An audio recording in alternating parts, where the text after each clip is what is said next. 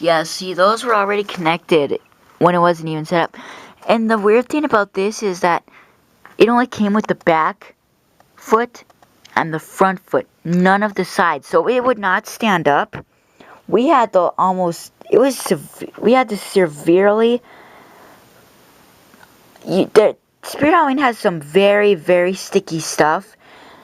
It's very sticky. You basically have to break the plastic to get it off after it's put on, which is sort of why he was more broken. He did not come with the side feet like he was supposed to. I think Techie Toys forgot to include them when they sent this model. But it came with the sandbag attached to it. But yeah, we had to secure down with all the jumping props. We had to use that sticky stuff with. We had to use it with Rosemary, Rising from the Grave, any of them that were unstable, so it wouldn't do as much stress on the lunging mechanism. Let's see, it probably does have a flip lock in it though.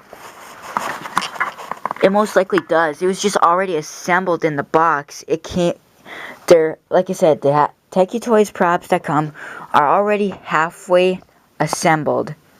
All you have, because the Howler, his body was already attached to the module. All I had to do was connect the feet, plug them in, plug the foot pad in, because it comes with an adapter foot pad. All the Techie Toys props that are display models comes with foot pads and adapters from Techie Toys. And yeah. Well, I don't know how much more I have to say. There will be a lot more. I could talk forever. Probably. But if you guys have a request on where you think I should put these in my yard, you can feel free to ask and tell me, and I may take their request. I'm sure you have a similar idea of what my yard looks like since I have videos of it. I most likely will not be using my Rising from the Graves this year. They're just so beat up now. His head is cracked off pretty much. Of course I can glue it back on like it did, but they take up so much space. I mean, my big Rising from the Grave Reaper is pole snapped. He's glued with popsicle sticks. Not guaranteed to last much longer. Rising from the Grave Vampires springs are extremely weak. It just lifts him up barely. Rising from the Grave Zombie is pretty slow at jumping up. He's probably one of my best working ones so far right now. And my Rising from the Grave Corpse, I don't know if you could tell in the video where I was making a video of my yard on Halloween, when the wind was pushing him, it looked like his springs were pretty weak. They're starting to give out, it looks like. Of course, it was just wind, but much more of that, they're not going to work at all. So I may not use my Rising from the Graves this year, just the clown. I may use the corpse or zombie. I may use a few, but not all of them. But I probably should not use that jumping zombie since he barely jumps at all anymore. I don't know if I should use all 4 of my jumping spiders. I'll have 5 when I get the brown. And then the giant one. I can have 1 of each, but where am I going to put all that jumping stuff? People are not going to test them all.